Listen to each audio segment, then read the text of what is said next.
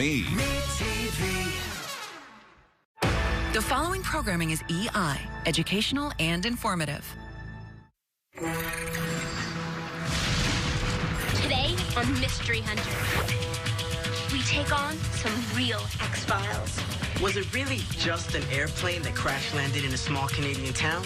Police called it a UFO.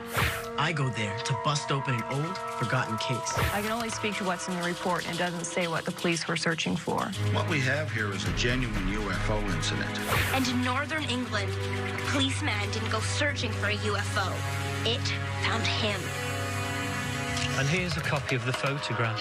I investigate the photo that shows he came face to face with a little green man. Doubting Dave tells us how aliens could be using magnets to power their spaceships. And he's gonna show you a cool way to use magnet power right here on Earth. The needle will turn in the water, and you can do it too. This is Mystery Hunters.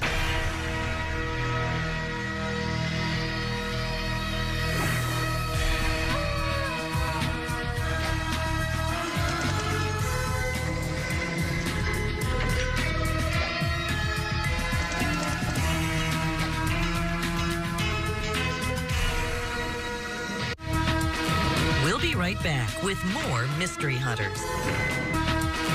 We now return to Mystery Hunters.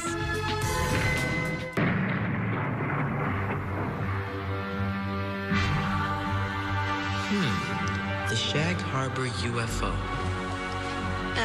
These came for you. More UFOs. Some kids have been sending me these drawings of what they say a UFO looked like. They crashed into the ocean near their home. They've asked me to go there to investigate. Hey, guys. Hey, Araya. So you guys sent me the postcard. Yep. Can you tell me about what happened here? Well, a thing fell from the sky and hit the harbor. They saw lights up in the sky, and then something splashed in the water, and then after that happened, there was yellow foam on top of the water where it splashed. Yellow foam. Well, what do you think that was? Well, if there was aliens in that shit, then I think it could be in their blood going to the surface. What did people say it was? A UFO. A UFO. A UFO. Definitely a UFO.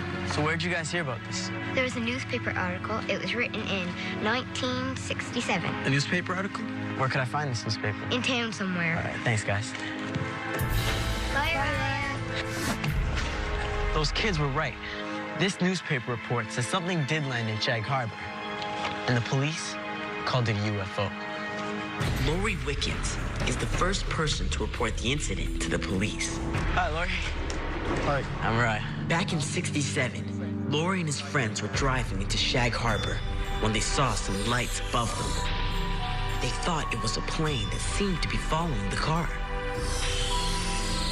The thing started to come down, and before they knew it, it was down in the water. They pulled over and called the police and reported a plane crash.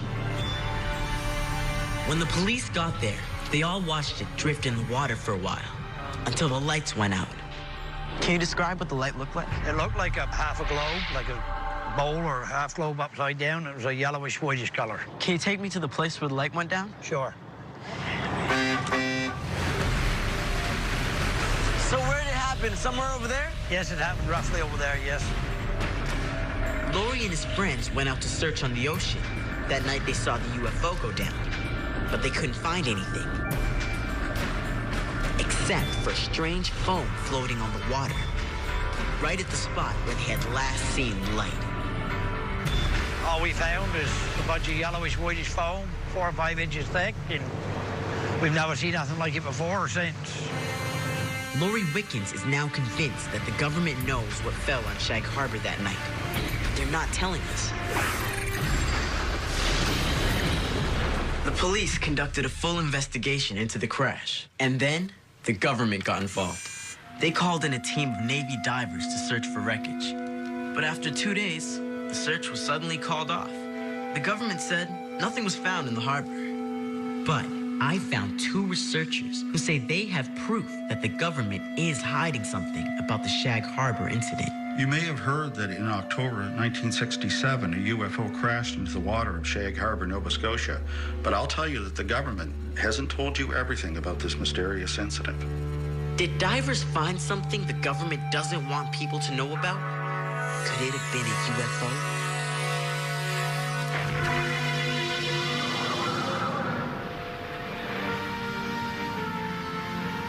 This Moor in England has been the setting of lots of creepy books and movies.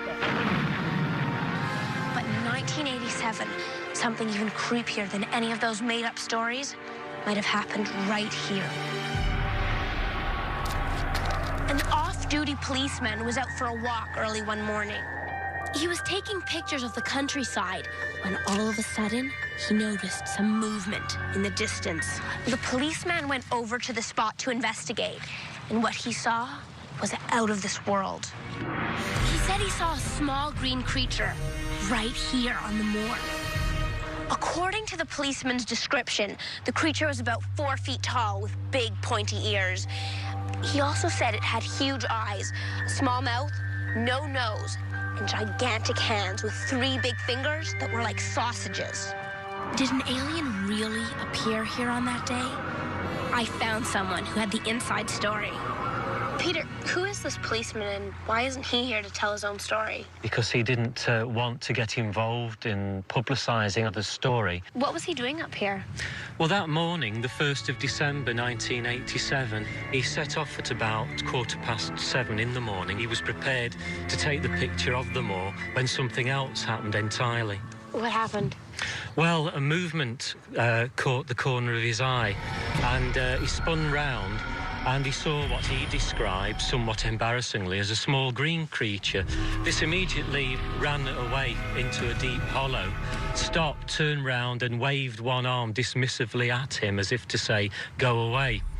He reacted by bringing up his camera and clicking the shutter, and then chasing the creature further into the hollow, where he was confronted with a saucer-shaped object, which immediately shot upwards and disappeared into the cloud. Well, he was shocked, obviously, and he took the film to be processed. And here's a copy of the photograph. Oh my gosh. Does this photo prove that aliens really do visit Earth? I think I know how to find out.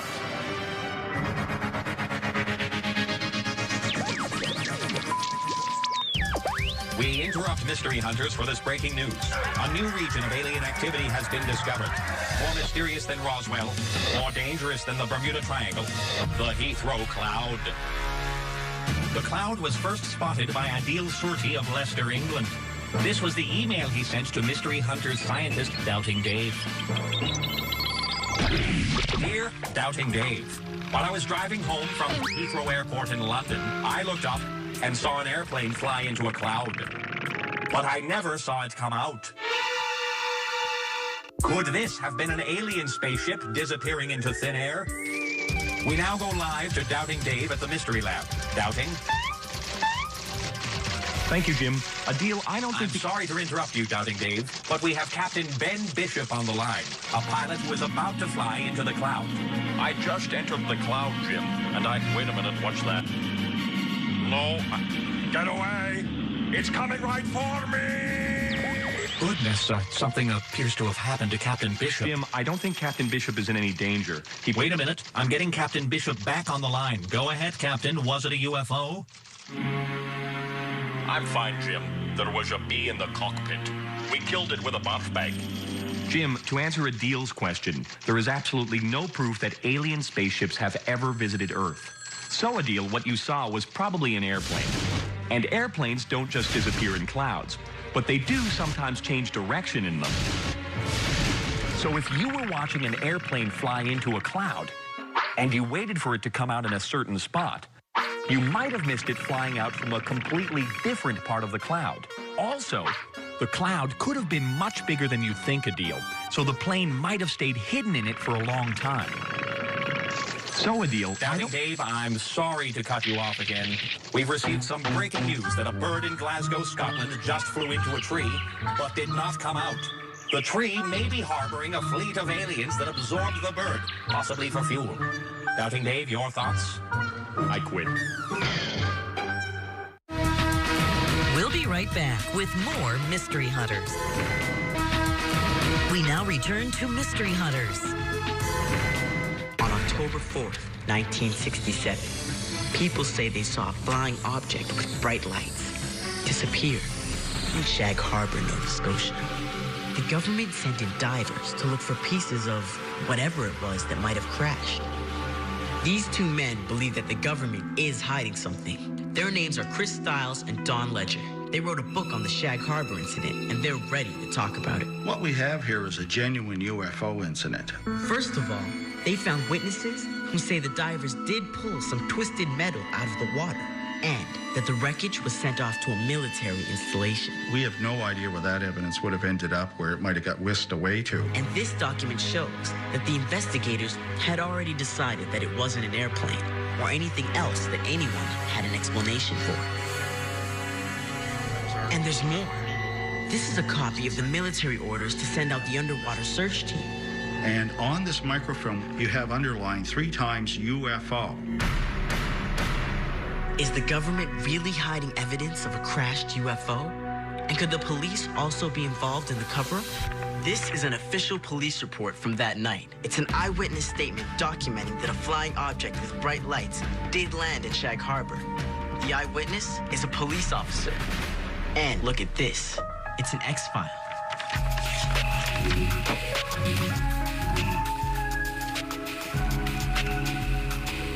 Let's see if I can get the police to talk.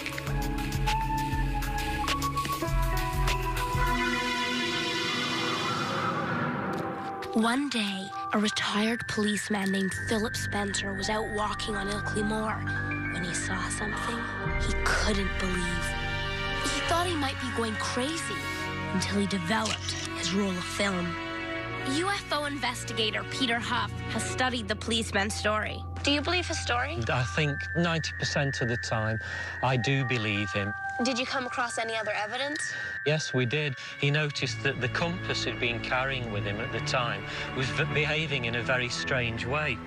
It was pointing south instead of north. It's weird. My compass points north, but the policeman's compass points south, the opposite direction.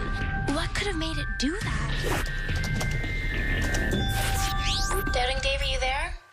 Hi, Christina. What can I do for you?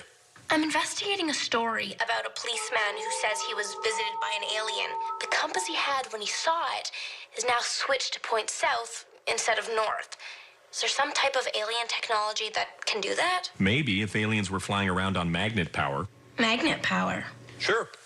A compass needle is attracted to magnets, and a really strong magnet could even reverse the poles on your compass. So when it points south, you're actually facing north, and vice versa.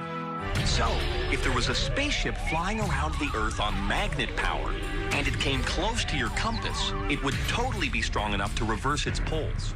But could a spaceship be powered by magnets? Well, it isn't as crazy as it sounds. We have ways of traveling on magnet power right here on Earth.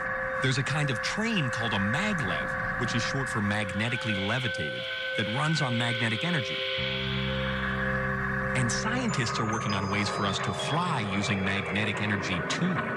Of course, we have no proof that there are alien spaceships out there. What else could have changed the compass? Well, Christina, all you need to change a compass is a powerful magnet. And it just so happens that one of the world's most powerful magnets can be found right inside your home computer. These miniature super magnets are used to store information on the computer's hard drive. So the policeman could have removed a super magnet from inside a computer and used it to change the compass? You got it. Dave? Oh, man. It looks like it would have been pretty easy for the policeman to change the compass himself. But then there's this photo of the creature. Could this be proof that an alien really did appear on the moor that day? Let's see what an expert in photo technology says. Can you tell me if this picture is faked or if it's real?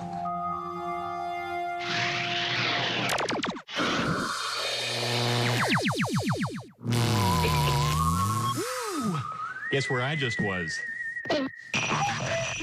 Well, this thing's dead. But I know a cool way to make a new one. And you can do it too. First, you need a magnet. You also need a sewing needle, a piece of wax paper, scissors, and a bowl of water. Also, make sure the magnet you're using has north and south poles. Magnetize the needle by rubbing one end of it 50 times with the north end of the magnet. This gives the needle some of its own magnetic power. But be careful not to prick yourself. Make sure you stroke the needle with the magnet in one direction only, from the middle to the end. And lift the magnet away from the needle each time you repeat the stroke. Now do the same thing to the other end of the needle with the south end of the magnet. Next, cut out a small circle of wax paper. Then, stick the needle through the circle like this. If you happen to know which way north is in your house, you can even make a little mark with a washable marker on the rim of your bowl. Then, line the bowl up so the mark is pointing north. Float the circle with the needle on top of it in the middle of your water bowl. Now, watch what happens. Slowly, the needle will turn in the water until it's pointing north and south. So why does it do this? Because the Earth is actually a giant magnet. And just like your needle, it has magnetic north and south poles. And the magnetic poles of the Earth attract the magnetic poles of your needle. In fact, many scientists believe that birds actually use the Earth's magnetic field to guide them on long-distance flights. Not bad for something you use to stick notes on your fridge.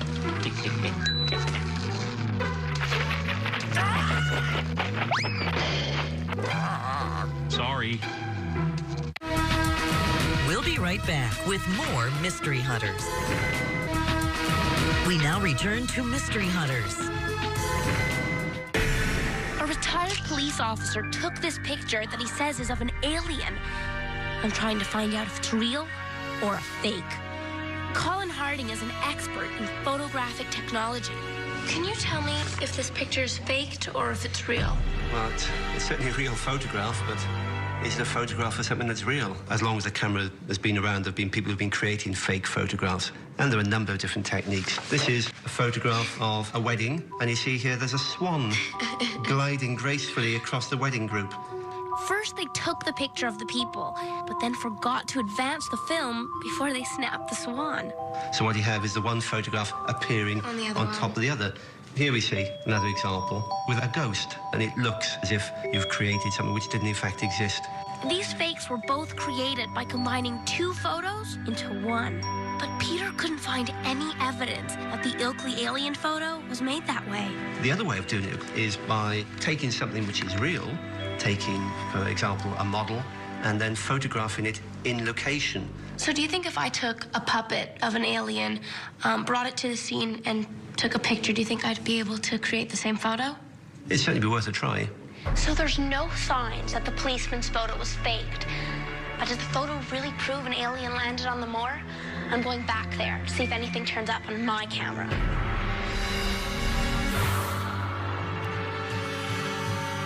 You can relax. This one's definitely not real. It's a model I had made to see if I can reproduce the policeman's photo. Colin could see from the negative of the policeman's photo that he had only taken one shot of the alien. So, I'm only going to take one shot too.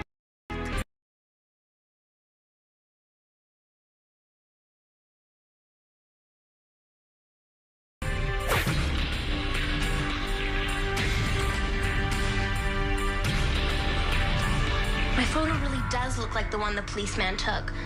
Maybe he faked his too. I can't say for sure what the policeman caught on film here, but one thing is for sure.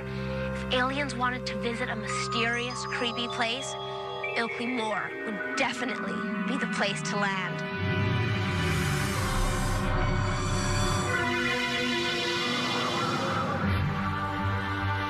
Is the government covering up the crash of an alien spacecraft in Shag Harbor, Nova Scotia? I found a police report documenting the incident. It's labeled X-File. Let's see if the police have anything to say about it.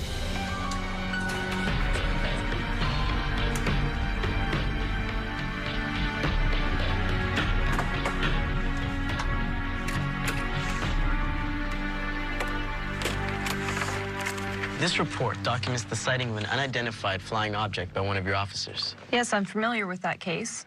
Were the police officially searching for a UFO in Shag Harbor? I can only speak to what's in the report, and it doesn't say what the police were searching for. Can you tell me if the search team found something in Shag Harbor? As far as I'm aware, nothing was retrieved at the scene, and there's no reason for us to reopen the file. Well, at least I tried. I just tried to interview the police at Shag Harbor, but I couldn't get much information from them. Well, that doesn't surprise me. When this story came out 40 years ago, they initially were very cooperative, but within 2 or 3 days, they stopped talking to everybody altogether. Ray McLeod was the journalist who covered the Shag Harbor crash story. So what do you think crashed into Shag Harbor? I'd rather go with something I can explain, and that would be some sort of military device, an aircraft or something like that. This was during the Cold War, and there was a lot of secret stuff going on. It could have been a top-secret spy aircraft. It might have been little green men in a flying saucer, but we'll never know because no one has ever said anything, and that's why after 40 years it's still a mystery. It's pretty hard to tell what crashed in the harbor without any physical evidence. But there is something that was clearly seen on the water that night. Bruce Johnson knows a lot about water chemistry. We've been doing it for about... He says the foam could be evidence of a plane crash. Here we have an experiment set up here. Okay. A tank that has artificial or simulated seawater in it. And we've got a plane. Why don't we drop the plane in and see what happens? Just drop it in? Just drop it in. All right. Wow.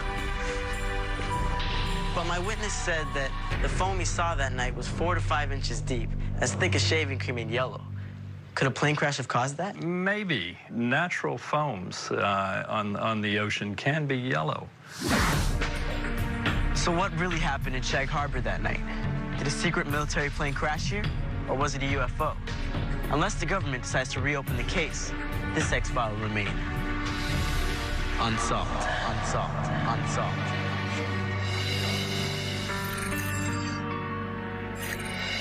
I think it's pretty cool that the government lists this case as an actual X-file. Yeah, and it's weird that even the police report used the words unidentified flying object. Unidentified flying object. That just means there was something in the air they couldn't identify. Could have been a bird, could have been a balloon. They just couldn't tell. It definitely doesn't mean it was a spaceship. For instance, whatever's hovering over the building right now, producing an intense tractor beam, is also technically a UFO. But until I'm getting probed by little green dudes on an alien spaceship, I won't make any assumptions. Whoa, now we're talking. Hey, guys. Well, aren't you cute? Ouch! Hey, watch it with that thing, Shorty.